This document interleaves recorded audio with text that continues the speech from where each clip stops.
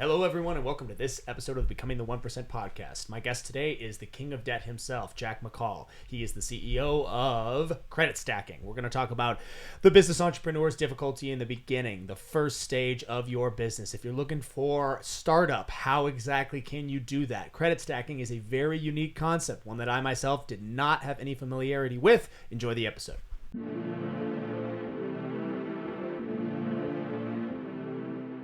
Hey, man. Appreciate you coming on. Seriously. Of course. Happy to be here. Thanks for having me. Absolutely.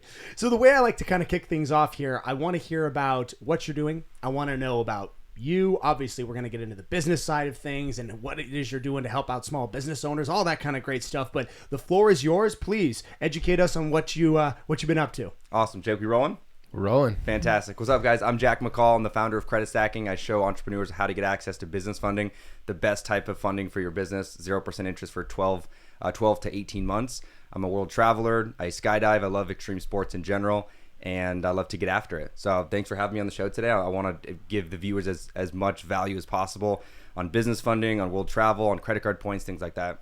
Yeah, absolutely. Thanks. Yeah, man. It's very good to have you. I like having the diverse crowd of guests that we have on and just the total change that we get. And something like what you're doing is something totally foreign to us. And to me, I mean, I suppose, I am a small business owner, but we never went through this process. I've never taken out a loan, never done anything like that. So my first question is, what kinds of small businesses should take out a loan? First off, if they can be avoided, should small business owners take out a loan when they're in the startup phase of their company? So I think when you start a business, the hardest part is how to actually scale. And then once you get to a point where you have some scale, it can get much easier. So it's really those first starting phases that are the most difficult because you have your overhead expenses. And the sooner you can kind of break free where it's you get past that point, it becomes a lot easier. So for a lot of people to get access to $50,000, $100,000 when you have it at 0% interest for 9 to 18 months, it becomes a lot easier to get past those initial phases.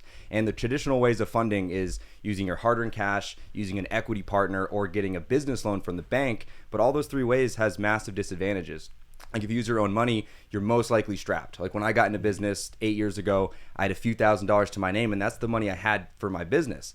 And in order to use such little capital, in my business, it was selling products, selling hoverboards, and it was very difficult to turn profit to then reinvest back into my business. So I had a massive opportunity cost because I could have sold tens of thousands of these hoverboards, but I only had a very limited amount of money to start the business. Moving on to my next business, that was the next way I learned how to fund a business, which was through an equity partner. So they brought in 20 grand. We did the work. We actually gave away 51% of our company. So we gave away control, gave away equity, gave away profit, essentially. And long story short, we had to buy the business partner out of the business, and it was a complete nightmare. And then my next business, I learned how to finance a business through a business loan. For most people, they think, let's go to the bank, let's get a traditional business loan because that's kind of what they teach. Like that's kind of the go-to. But in that scenario, you're paying interest on these loans. You may not be giving away the percentage, but you're going to pay a fat interest rate to the bank. You're paying a fat interest rate. So even if you're paying 10%, 20%, 30%, it makes it that much more difficult to succeed in business. And so when I was going through business, and at this point, I was an entrepreneur for 6 years, and that's the only way I knew how to finance businesses. And then I learned about business credit and the fact that they give 0% interest business credit cards, and it's 0% interest for the introductory period. So that's between 6 months on the low end. When you say and 18 who months. is the they in that scenario? The banks. The banks. The banks. So, okay. So you have to qualify as a business, as a small business owner. You have to, I assume, do you have to have a specific time parameter that you're underneath? Like, do you have to be new? You have to have a business entity like an LLC, C Corp, S Corp, or a sole proprietorship, and a good personal credit profile. And we're going to go deep into what exactly you need to have to qualify for these massive limits. And I'm talking about how to help people get access to between $50,000 and $250,000 of 0% interest credit. And again, it's 0% interest for 9 to 18 months for most cards. But when I realized this, I was 6 years into entrepreneurship, and I realized I can borrow hundreds of thousands of dollars from the bank at 0% interest. So I didn't have to use my own money, didn't have to give away equity, didn't have to pay interest. And what's even crazier is you can get approved for this type of capital with no income verification. So you don't have to show bank statements. You don't have to show tax returns. You don't have to show a business plan, nothing. The only two things you need is a business entity set up properly and a good personal credit profile. And so really when I looked at, how to get approved for these big limits, and my first business credit card was tiny. It was a $5,000 limit. I actually applied for the wrong card. But then I kind of saw it was possible after talking through different business relationship managers, these high-level individuals at the banks, and I knew it was possible to get 50K cards, to get 100K cards. And when you can do that at multiple banks back to back, that's how you stack up credit. And in the first about 14 months of me on my journey in business credit, I was able to go from 0 business credit to getting approved for $500,000 of business credit in just over a year. And at that point, I was like, damn, if I just cracked the code on this, there's got to be millions of other entrepreneurs that would have a lot of value from this exact strategy. So I've been teaching it for several years. And going back even like a step before actually going out and finding like the business credit cards, how did you build up your personal credit score and to get to the point where a bank will even qualify you? Mm-hmm. Yeah, so really your FICO score is made up by 5 different factors. And so I reverse engineered those specific 5 factors and realized you can optimize each of them, and that will essentially make yourself look attractive to the banks. Mm-hmm. And when you're attractive to the banks, they want to lend to you, but they don't lend to people that don't qualify. And so really early on my journey in business credit, I built really good relationships with business relationship managers. And these are people that are the bridge between the consumers and the underwriting teams. And so the underwriting teams, those are the people that are giving you the credit approvals mm-hmm. and the limits on your cards. And so, those people are very, very difficult to get in touch with. But the easier people for me was these business relationship managers. So I was asking these individuals tons of questions to really understand what exactly the underwriters were looking for. And once I understood that, then that's how I reverse engineered the process and was able to break down those 5 factors. So things like the amount of inquiries you have in the last 6 and 12 months on your credit profile, the amount of personal credit cards you have open in general. What is an inquiry? So anytime you apply for a credit account, you get a hard inquiry. So that's basically when a bank looks at your credit. So if a bank looks at your credit, they give you a hard inquiry. And so if you have too many of these, it looks risky to the banks. Because you're taking out more and more loans. Is that yes, from the perspective of the bank? That's generally what it looks like. And okay. An example I give is if you see someone on the street that's asking every single person for money, and then they come to you asking for money, mm-hmm. are you going to give that person money? Right. Yeah. It looks pretty sketchy. He's asking everyone for money. Now he's asking you. He looks desperate, right? Yeah. And so if the banks see all these hard inquiries on your credit profile, you're looking a little bit more desperate to borrow the money. And the banks want to lend money to people who don't need the money. And so you want to make sure you want to make sure you look like you don't need the money. And so that's one of the first factors we look at is the amount of inquiries you have in the last 6 months on your profile and the last 12 months. And these inquiries will stay on your credit profile for 24 months, but after 12 months, they actually don't have any weight. And there's actually strategies that you can use to dispute these hard inquiries and to get them removed. And so if someone has too many hard inquiries, then we teach them how to go through the process to dispute them with the bureaus and actually get these inquiries removed. And after 1 year, they're automatically removed? After 2 years, they're automatically removed. After 1 year, they don't have any weight. And so I have a general question because I'm I'm a big fan of like travel hacking when it comes to the personal cards. So within the last 12 to 16 months, I've probably gotten 5 or 6 different credit cards personally. And that would be obviously 5 or 6 different hard inquiries that a bank would actually see on my credit report. How many is kind of that threshold, or is there a number that the bank will say, okay, that's way too many, we're not going to touch him? Yeah, so there is a threshold. And basically, if you're over 2 or 3 on any given bureau, and there's 3 bureaus, Experian, Equifax, and TransUnion, and each bank will pull from a different bureau. So if you have over 2 or 3 on any given bureau in the last 6 months, that's considered high. If you have over 4 or 5 in the last 12 months, that's considered high. And so really, your point kind of is when you're applying for these personal credit cards, and personal credit cards are great for many reasons. It helps you build relationships with the lenders, so they'll end up giving you more money on the business cards. You can get epic sign-up bonuses, you can get points, things like that. But the main value of personal credit cards is to help build up your comparable credit. So the higher limits you have on the personal credit profile through the personal credit cards, the higher limits you're going to receive on the business credit cards. And so you need to be very strategic about what personal credit cards you apply for, because you're right, you get a hard inquiry for every personal credit card. And so you want to be making sure you're applying for cards at the top banks who have the 0% interest business cards. So you're building a relationship with that bank. And then secondly, the personal cards that are known to give high limits. And so 3 of my top favorite high limit personal credit cards is 1, the Apple Card, 2, the American Express Delta Gold Card, and then 3, the Chase Freedom Unlimited. And if you already have that card, then the Chase Sapphire Preferred. So you want to use these as a way to build your comparable credit. And then once you have a collective, maybe about $15,000 of collective personal credit limits, you're much more attractive to the banks when you apply for the business cards. Is there a bank or maybe say 2 or 3 that are your favorite for this process? I mean, which banks are great? Which ones are horrendous?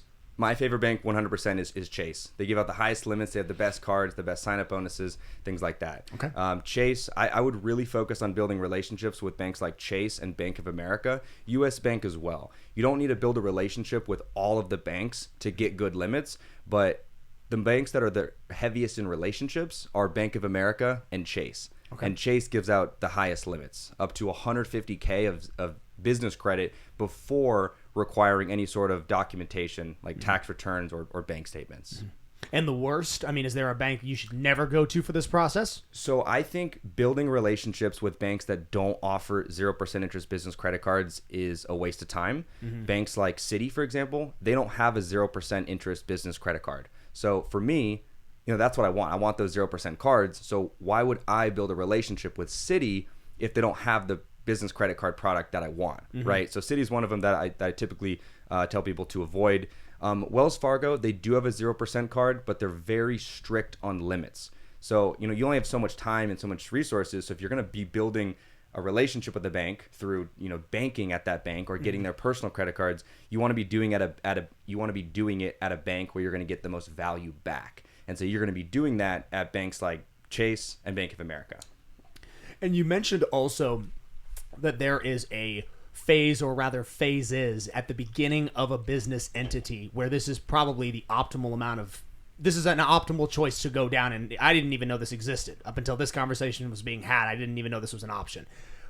Is there a time frame when you would say, all right, I would do this now, or I wouldn't do this at all for a startup? I mean, any startup. I mean, if a company needs $75,000 and they're, say, less than a year old, are they in an optimal window? So you can get business credit at any point of the history of a business entity. If it's a week old, you can get business credit. If it's over 2 years, you're eligible to get more business credit. It just makes yourself more attractive to these banks, because businesses over 2 years, they're not considered a new business anymore. So statistically, they're less likely to fail. Therefore, they're less risky. Therefore, you're going to get higher limits. So if you have a very strong personal credit profile and a brand new business entity, you can still get really good limits. But if you have a great personal credit profile and a business over 2 years, your chance of getting higher limits is just higher.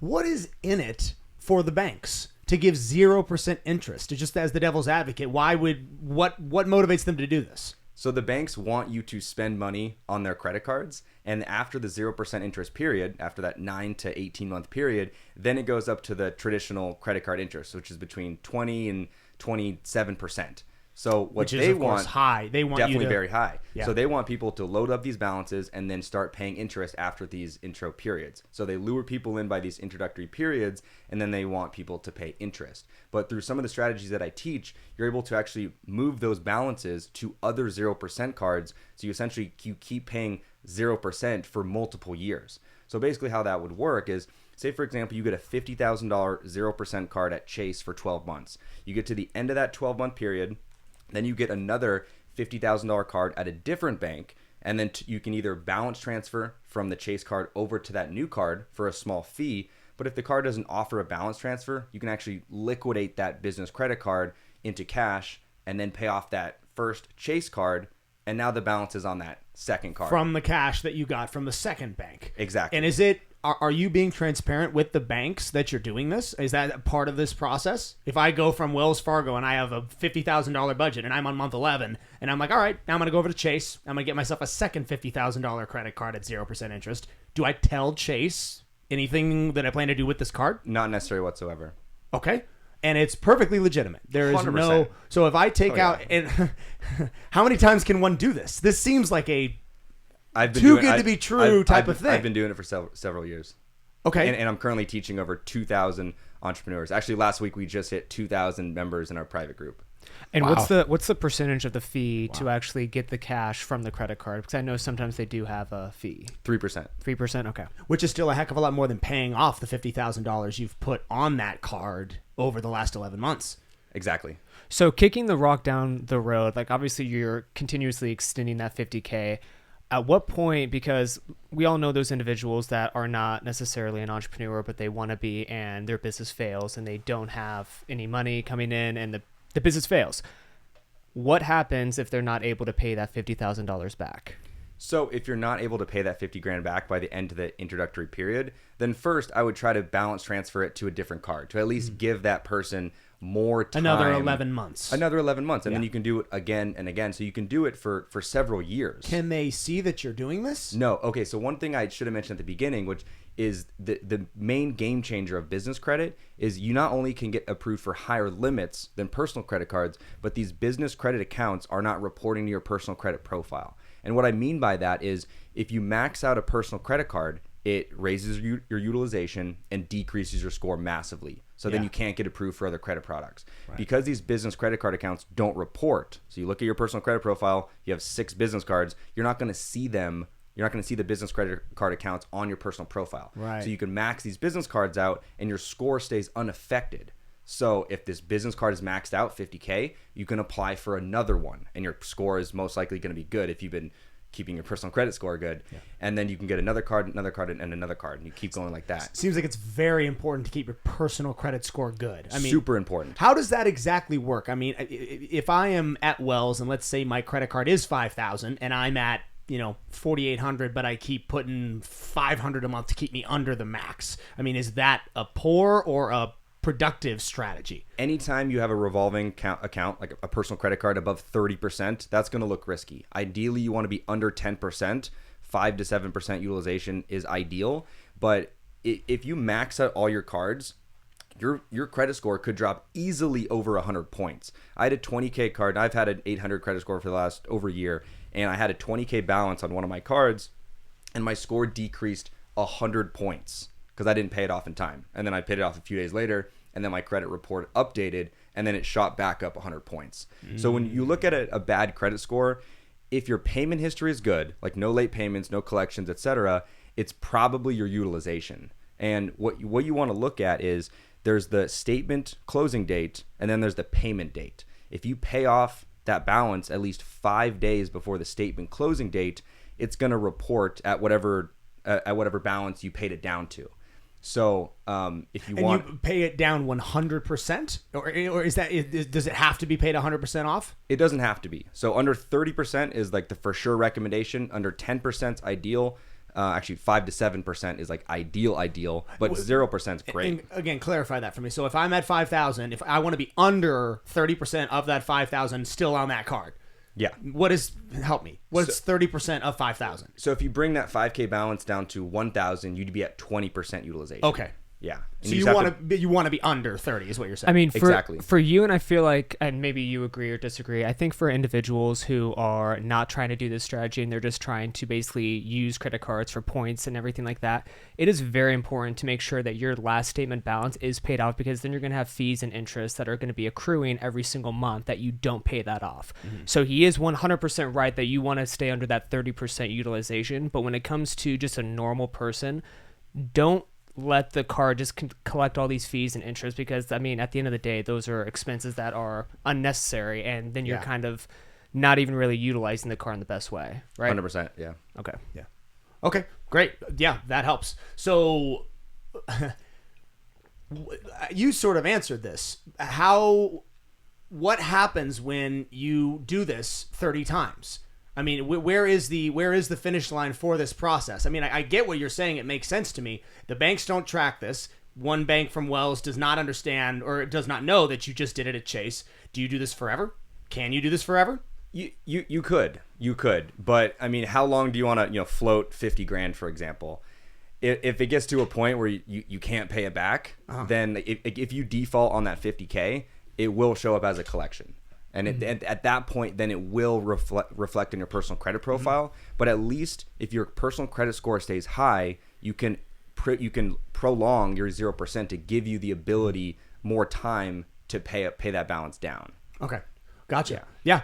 And what are the annual fees on the cards that you are giving 0% interest? Very small. A lot are $0. Some are $99, but nothing outrageous. Like the Amex Business Platinum is not a 0%. Actually, they do have a 0% offer, but it's mainly a charge card, which basically the spending power of the card increases every month if you're spending a lot on the card. That's a $700 annual fee card. But the traditional 0% cards don't really have annual fees. They're very small. Mm-hmm. What would you say is the most... I mean, as a startup, and we've gone through a startup phase, I still consider us to be in a startup phase. What would you say is the biggest dilemma for the startup entrepreneur? I mean, is it money? Is it 100%? It's 100% just this. It's all funding. It's all funding. 100%. Because most people, I mean, high majority of people are living paycheck to paycheck. Most people don't have savings. And I also think if you have more working capital in your business, your chance of succeeding in that business goes up. If you have more working capital, the chance of you succeeding goes up. Because there's time. It depends on your business model and how quick you can turn the cash. If you're selling a product that sells on a weekly basis, you can turn cash pretty good. But if you have a business model where you have to invest into advertising, you bring in that client, and then you're really making money on that client in 6 months, it's very hard on cash flow to turn that. So if you can get a 0% card, get a little bit of extra cushion financially, you can float that balance and just increase the chance of success in your business. Yeah. And overhead will crush almost any startup. And so if you do have the ability to not, it's the only reason why we were able to stay afloat as long as we did in the beginning. And we're about 9 years old. So whether or not we're a startup now or not, we definitely felt the impact of me, because the way I did it was I used my own acorns, like how you said in the beginning, where you basically live in poverty for 5 years. You use your own money to reinvest into your business. Don't take out a loan, and just deal with the consequences until you can make a profit. 100%. And that's what I was kind of mentioning at the beginning of the podcast. The sooner you can scale, the smaller your overhead becomes. Generally, and the quicker you can scale, just the more profitable you're going to be. And for most people to scale on a bootstrapped budget is very difficult. And I've been there on multiple business ventures, and it is incredibly difficult. And you have to use all your savings in a lot of scenarios. And so if you can get an extra $5K, $10K, $50K, your chance of succeeding just dramatically increases. And even if you do things like real estate investing, like the Burr strategy, or fix and flips, like if you had an extra $100K, imagine how many more fix and flips you can do in a year. That's a house. You probably do 4 deals in 12 months if you had $100K. For fix and flips with 100K? Yeah. Meaning you... 3 to 4. To buy that... Well, I mean, with 100K to both buy a house and do the renovations on it, I mean, you'd be strapped to do that with 100K. Well, you would put some of the money down as a down payment, and then the other money for renovations, and then flip it in 3 to 4 months. Oh, okay, I see what you're saying. Yeah, so you're still leveraging a mortgage, but you're using that as the down payment and the renovations, and then you can flip. I know a lot of people who flip them in 3 months. Boom, do it 4 times. Do you know people who implement credit stacking to do fix and flips? 100%. I'm teaching hundreds of people who are doing exactly that. Wow. In Phoenix and across the country. I believe it. I mean, real estate in Phoenix is crazy. And this seems like, I just can't believe I'd never heard of anyone doing this before. Right? It seems like this should be talked about a lot more. When I learned this in 2020, it absolutely blew my mind. Because at that point, again, I was an entrepreneur. Like, deep in entrepreneurship. Were you still doing or you weren't doing the hoverboards at this point? What were you doing at the point when you learned about credit stacking? I was living in Bali, doing Airbnb arbitrage, which actually got completely smoked because COVID and no one could travel there, so I lost a bunch of money. But I learned about business credit, and basically the first thing I did with business credit, I got approved for a $5,000 card, and then I got approved for $40,000 at American Express, and then I got into e-commerce drop shipping, and then I was able to pay that card off really, really quick. And then I started a second e-commerce store. And then I started a third. So I just kept rolling it. And I was only able to do that because I had this $40,000 available credit on this 0% card. Right. And then I got more and more. But what was I going to mention there about...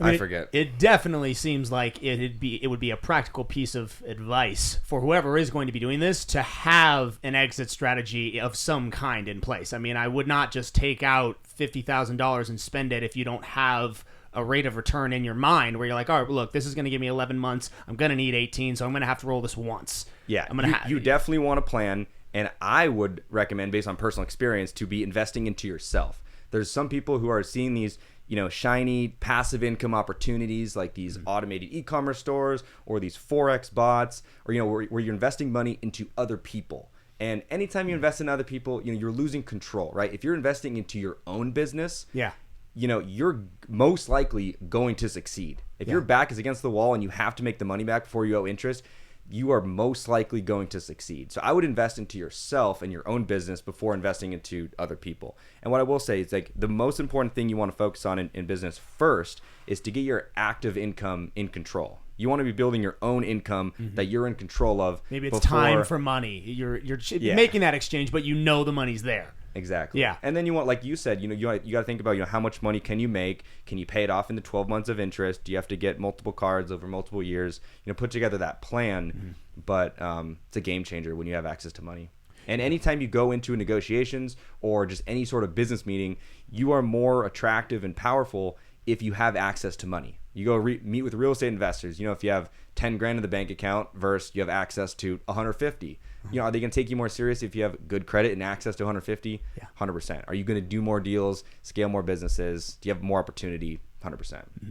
And I think you touched on this, but just kind of refocusing back on the personalized side, what would be your 3 or 5 top credit cards for personal use to build that relationship, and how would you spend on each one of those cards?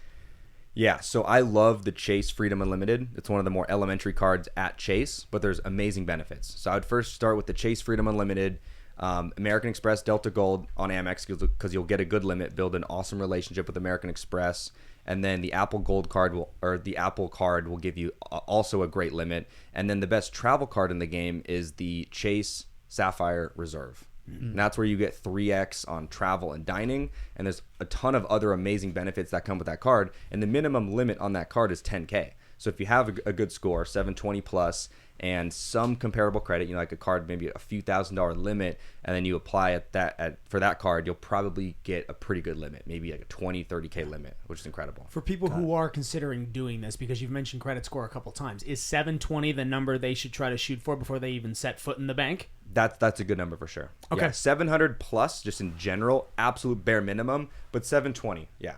And really, like, when you look at your profile and you're not at 700, you first want to look at your payment history. If you have late payments, you have collections, anything negative on your payment history, you want to get those sorted. Do you do that by going to the banker? Like, you go into the bank and you say, hey, I need to get this sorted? You would do that you have to dispute them. It's like, if it's a collection or a late payment, sometimes if it's just one late payment, it's your first late payment, you can send a letter to the creditor, to the bank, as goodwill, and just basically say, hey, this was a mistake. Yeah, I'm good for it. Can you please just remove this from my credit profile? It's really holding me back. Sometimes they'll just give you the benefit of the doubt and take that off for you. But if you have a collection, like a medical collection, or any type of collection in general, most times you need to work with a credit repair professional so they can dispute that for you. Basically send dispute letters to the bureaus so they can get that removed. This sounds like a process, and that's why you want a professional. You can do it yourself, and there's letters you can send, and there's really good laws that protect consumers in terms of credit. So if you have things that are reporting to your profile, you have the right to dispute those negative items, and the burden of proof is on the bureaus and the creditors. And if they can't prove certain things in very small time frames, they have to remove them by law. And so that's why it's really good to work with a professional in credit repair if you have negative payment history, because they can be very good at getting that cleaned up. So that's always first step. If you have those negative items, clean that up. And then second, most likely you need to work on your utilization if your score is still low. That's most likely what it is. And then, going through the rest of the 5 factors that we didn't quite get to earlier, is you want to look at your credit age. So that's another factor. If you're a little bit older, been doing credit for a long time, you might have 5 years of average age, which is great. But if you haven't been focusing on credit, you're a little bit newer to the game, and you have less than 2 years of average age, one of the easiest strategies to increase that average age, which ultimately makes you stronger and more attractive to the banks, is actually get added as an authorized user to someone else's aged card. So if I had a 10-year-old card and I add you as an authorized user on my card will show up on your profile. And So it maybe will maybe a increase your parent, age. a Exactly. mentor, somebody who's comfortable and obviously trusts you that you're not going to go max out the card. Well, actually, I don't even have to give you the card. Or the person who adds you doesn't have to give the person the card. Oh, interesting. The card will get shipped to me in that example. Yeah. If I add you, the bank's going to send me a card with your name on it, and I'm just never going to give it to you.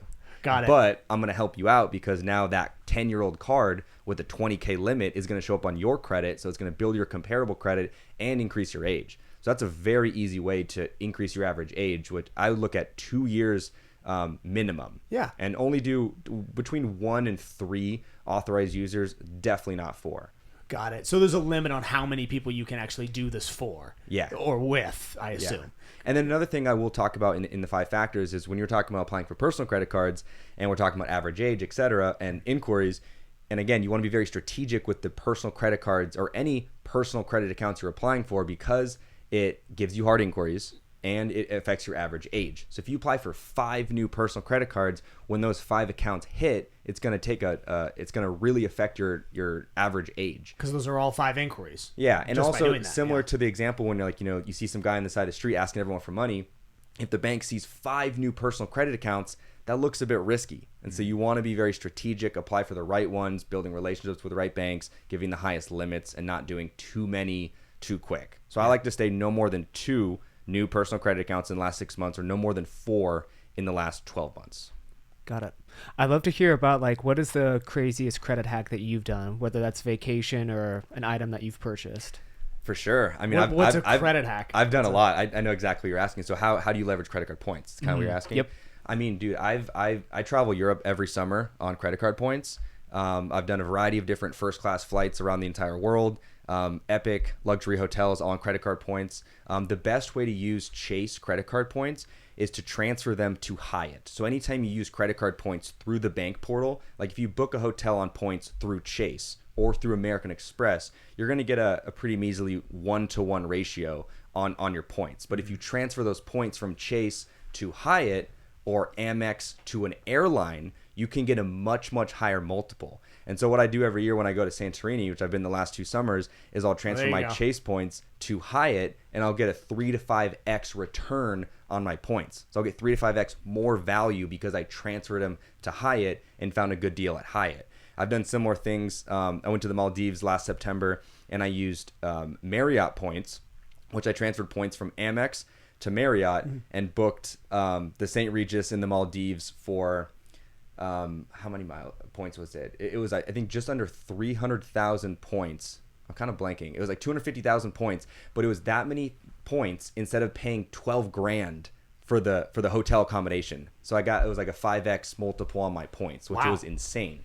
And then we did business class on the way into the Maldives on points, getting like a 5-6x multiple, and then first class on Emirates out of the Maldives, which was in an A380 double-decker plane, first class cabin. There's a shower on the plane. Me and my girlfriend had the suites right next to each other. I mean, And my sick. first question is how many points do you have on a given year? I have about 1 million right now, Oh my god. but How- I use them pretty good. Explain the point system. How do you get 1 million points in your credit score? So there's a few ways you can do it, and the easiest way you can do it is by getting sign-up bonuses. So the banks will incentivize you to sign up for certain cards if you get the card and spend a certain amount of money on the card in a specific time frame. So for example, if you spend $3,000 on this card, you might get a sign-up bonus of 100,000 points. Boom, so you got 100,000 points, which on a 1-to-1 ratio is worth $1,000. But Okay. if you transfer them to Emirates, for example, like I was talking about, you can maybe get a 5 up to a 30x multiple. Like 30x if you're Travel Hacking Pro, which I've done multiples above 15x before, but it's very easier for people to get like a 5 to 10x multiple. So you can turn that $1,000 of points into $5,000, $10,000 worth of luxury travel through strategies like that. So that's the first way, through sign-up bonuses. Second, you want to optimize your spend. So if you get, if you have 10 different credit cards, or even if you have 3 different credit cards, the Chase Sapphire Reserve, which we talked about, gets you 3x on travel and dining. So travel and dining, use your Chase Sapphire Reserve or the American Express Gold because you get 4x. So think about what you spend your money on and then try to get the cards that give you the most points on those type of transactions.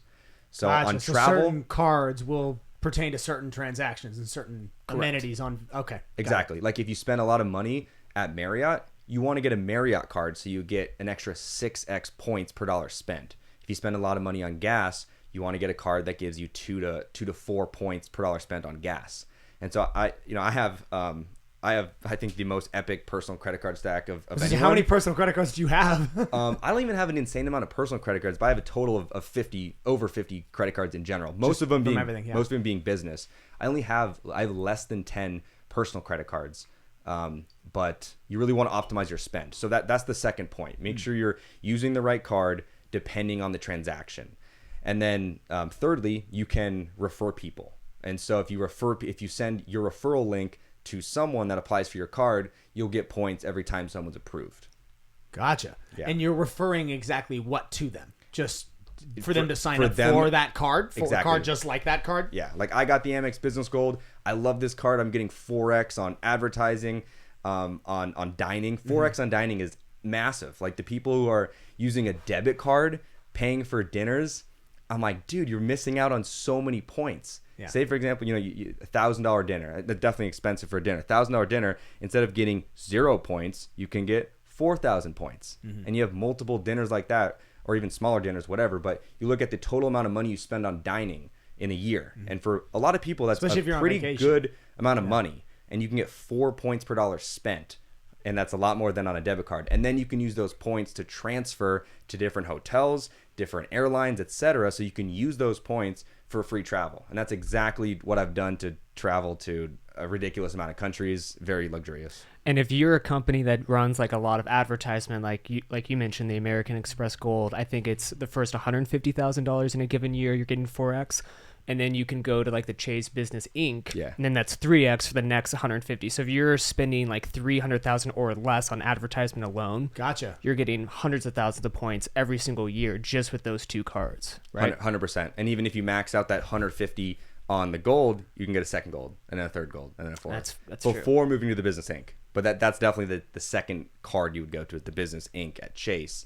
It's all about maximizing points. And if you're going to be spending the money, you might as well be maximizing the amount of points you're accumulating. Right. And then once you have the points, you might as well maximize the redemption through transfer partners to the airlines or to the hotels and getting free epic hotels and free first class flights around the world. I'm doing mine right now. We're doing a week in Napa with Hyatt, so that'll be a good time. It's not as luxurious as a full round trip with Europe, but I mean, Santorini. That sounds great. it's on a my good bucket start. list.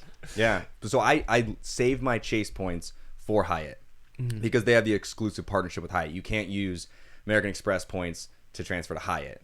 And so I saved my Chase points for Hyatt. One other card that's probably be very applicable for a lot of people if you're paying rent is the Bilt credit card. It's called Bilt, B-I-L-T, and it allows you to pay rent on this Bilt credit card. And you might be thinking, oh, my landlord doesn't actually take credit card. I just can't do that. Right. Well, the Bilt card gives you an account number and a routing number. So for the landlord, it looks like it's coming from a checking account. Oh. But it's actually coming from your Bilt credit card. So they just set up that integration where you have this Bilt credit card, but they give you the account number and the routing number. Could you use it through like Venmo, stuff like that?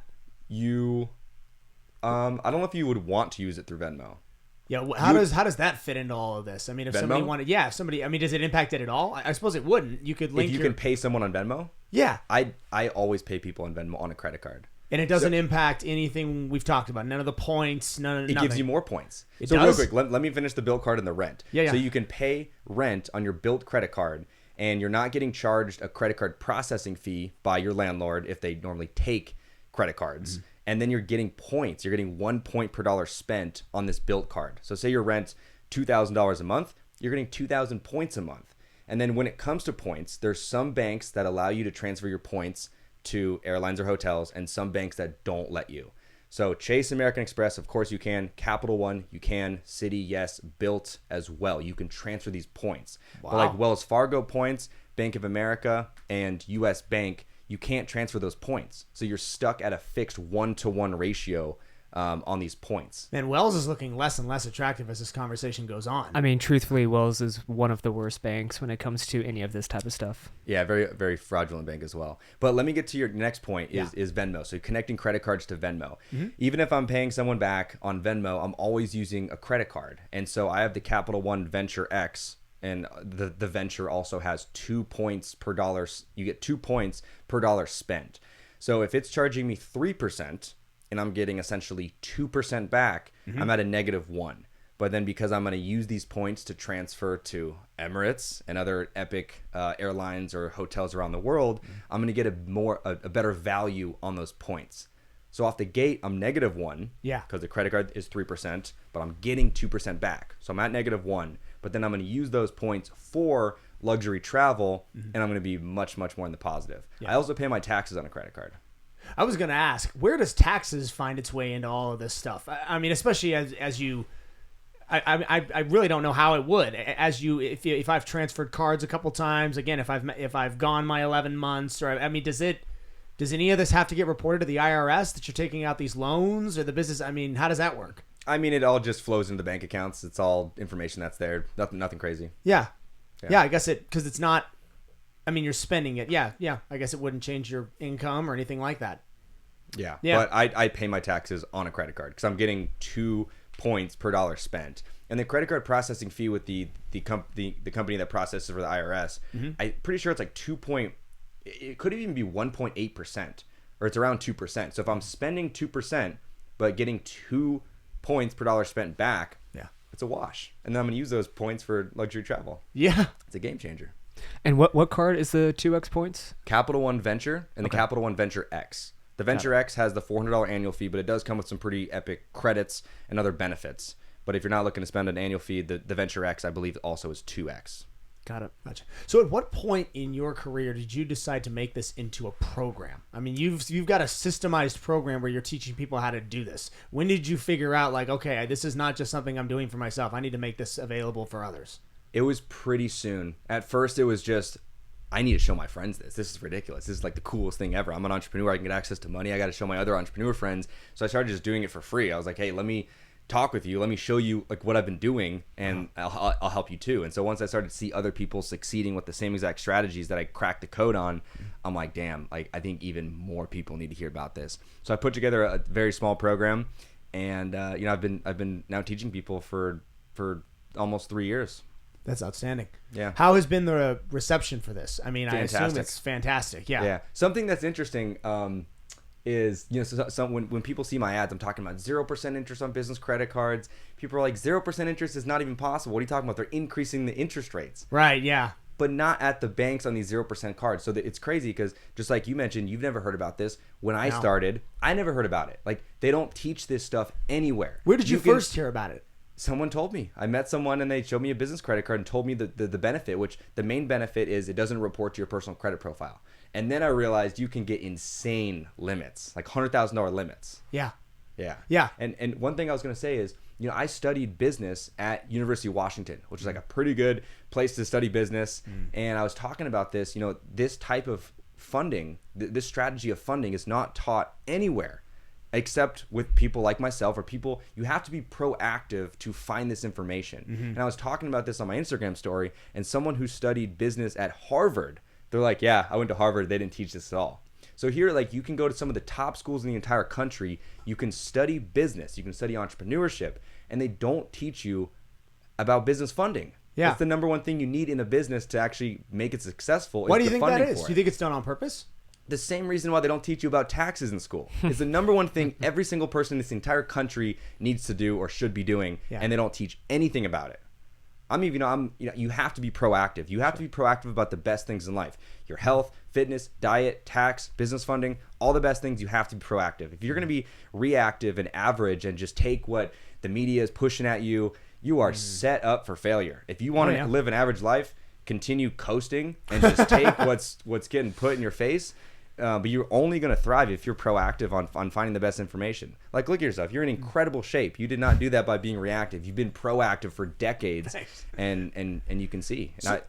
So then you do think that this is, to some degree, intentionally not. I mean, there has got to be a certain level of maybe I'm being generous with this statement, but there's got to be a certain level of Harvard professors that do know about credit stacking. There's got to be a certain level of professional individuals at a high academic level that are like, hey, this exists. Maybe we should teach this.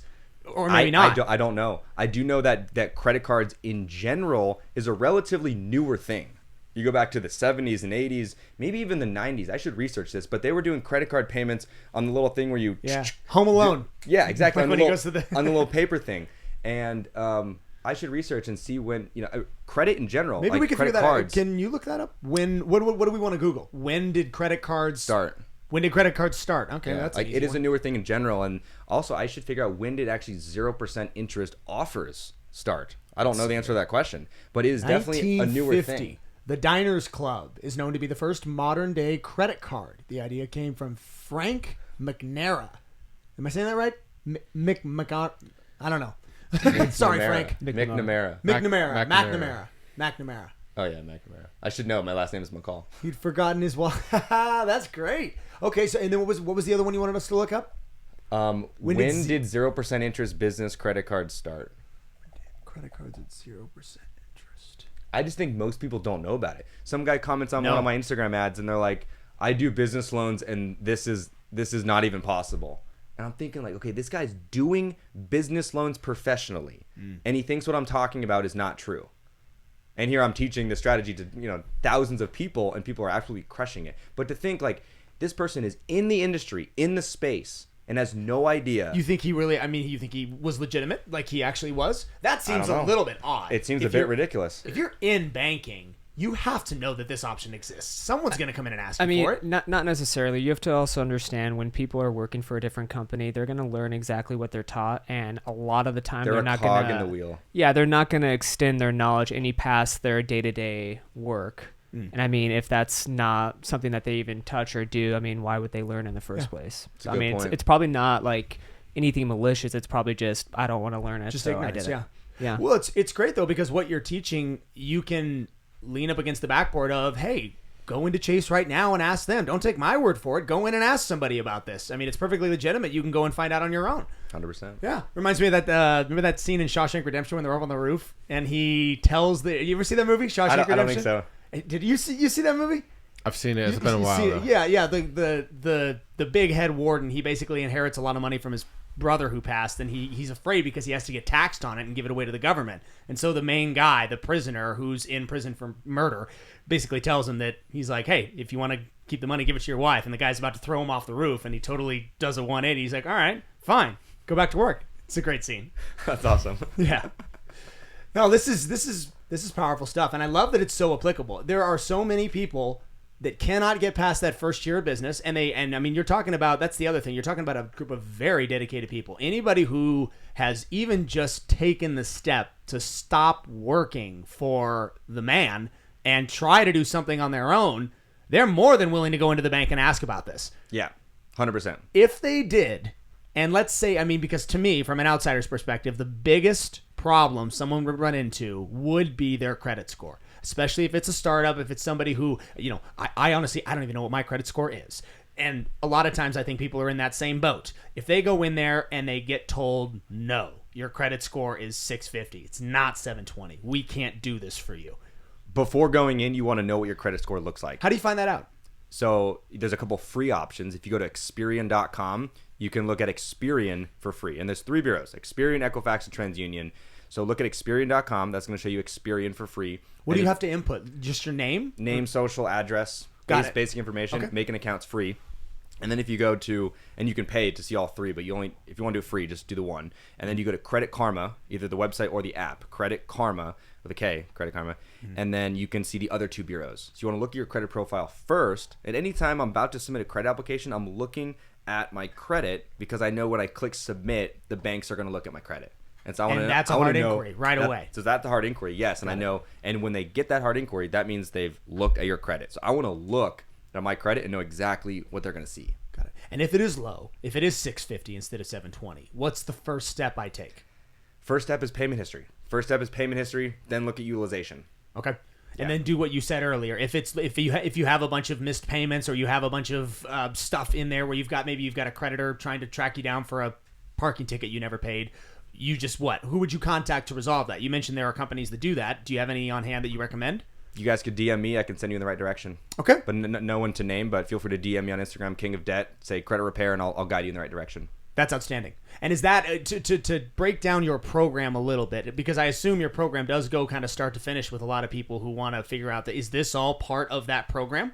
It is. There are resources to help people dispute things off their credit profile. But anything from building personal credit, the end goal is to help entrepreneurs get access to between $40K and $250K of 0% interest business credit. There's people who's gotten over $350K in the program, but I give that, that more modest range. Yeah. So if an entrepreneur would benefit from having that type of capital, my program shows them exactly how to do it. So it really starts with optimizing your personal credit profile, really some of the things we've gone into, but in much more detail.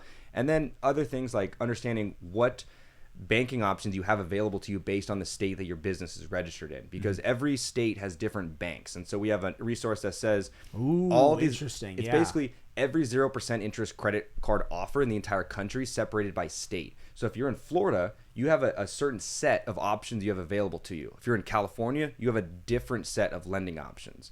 So you need to know what you have available to you, and then in what order you should apply for these cards in, wow, etc. And there's applications at all these different banks. They ask for, there's different information you want to include and not include. There's also different thresholds of reported estimated income that you can report on these applications that will flag a financial review, and that would be unverified. And so most of the income that's reported on these applications is unverified. And so that's why I said at the beginning that there's no tax returns involved, no bank statements you have to show. There's no verification on income unless you're reporting a ridiculous amount.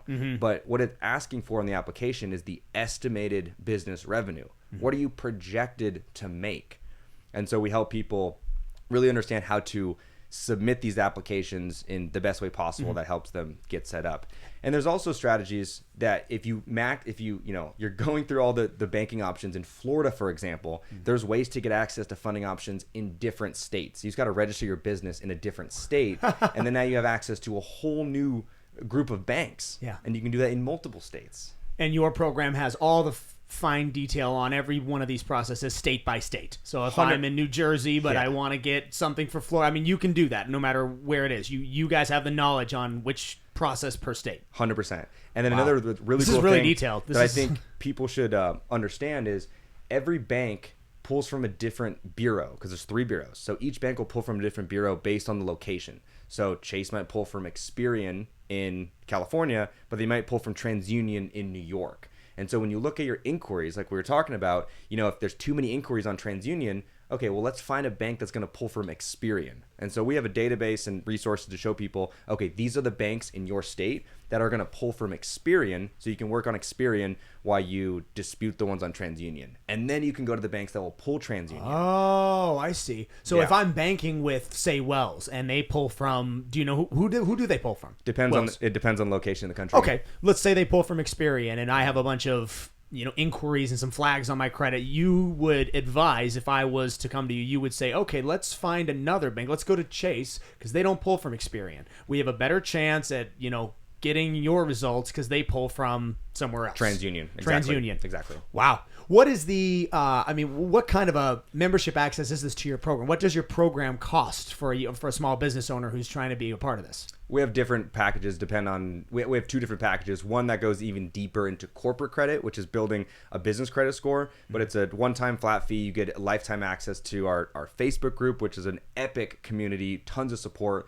I host the weekly coaching calls every week for an hour to 2 hours, sometimes 2 hours, and we just go through Q&A, and then there's 20 hours of course content and a ridiculous amount of resources. But everyone's absolutely crushing it, and it makes me super happy and fulfilled to see people that are able to chase their dreams in business because they now have the funding for it. There's one example, back to the traditional ways of funding. This guy named Alan, he's trying to start a chiropractic office, and he goes to the bank, tries to get a normal traditional loan from the bank, shows them a business plan like they kind of teach you to do in college or whatever, right? With a business plan and try to get this loan.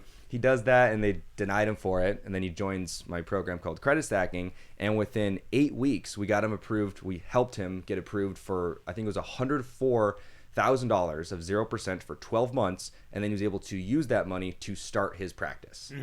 And then did he, in that particular case, did he jump to a second credit card, or was he able to pay off his amount by the 11 months? So it hasn't been that long. I gotcha. Recently just did it. Oh, that's cool. Wow, that's outstanding, bro.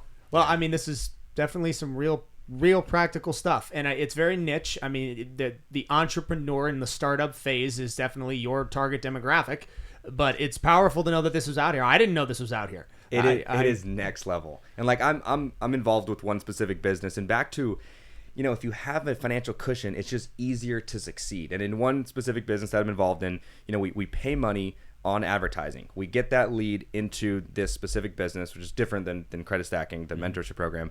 And then it will take many months, like multiple months, to actually collect money from that client. So we're investing money to get that, to acquire that client. We're investing resources to, work on that client, and then we're collecting revenue from that client several months later. So if you're doing that at scale, it is a complete cash flow nightmare.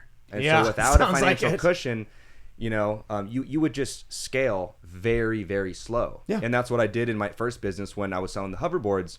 And if you remember the hoverboards, they went crazy viral. And I was one of the first people that was importing them from China back in, this was like 2015. It was super early, and they were crazy viral. Everyone was buying them, but we only had, me and my partner, a collective, I think it was $8,000 to our name. So we sent basically all of that to China, ordered hoverboards, we sold them, and then sent it back to China. And we're like, going these, and every order was getting bigger and bigger, but it was a pretty slow burn. Yeah, the turnover rate had to wait for slow. the shipping, and then we had to sell them, and then send the money, then they had to send more. If only we had much more money, we could have bought way more up front. Yeah. And if you remember the hoverboards, it was a complete fad. So it ripped for like 12 months, maybe a little bit more, but it ripped hard for 12 months.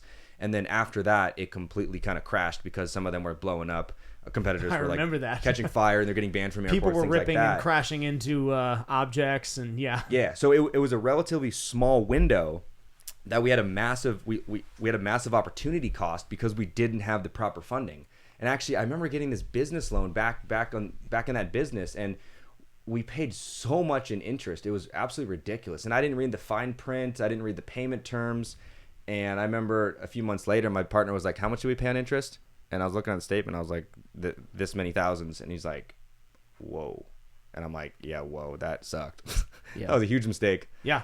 So, but that's how most people do it. And like you said, no one's educated on any alternative options other than to go into a bank with your business plan and ask for a loan. Exactly. Or like you said, do it on your own.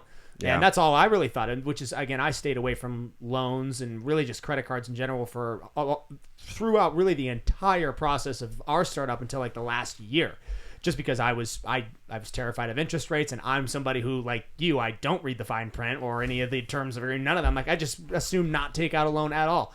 But it definitely would scale much more aggressively if you had $75,000 to just kind of go with. Yeah. So it's powerful, man. How would people get in touch with you if they want to be a part of it? 2 places. Either my Instagram, which is King of Debt, or our website, which is creditstacking.com. We have a great case study where I go into much more detail to show people on how exactly I got approved for $500,000 in business credit in just over a year. Check that out. We'll, I think, post a link in the show notes. So either creditstacking.com, check it out, or my Instagram, King of Debt. Try to post some cool content on there to inspire you guys to live to the fullest. Awesome. Well, thank you so much, Jack. You guys, we're all good?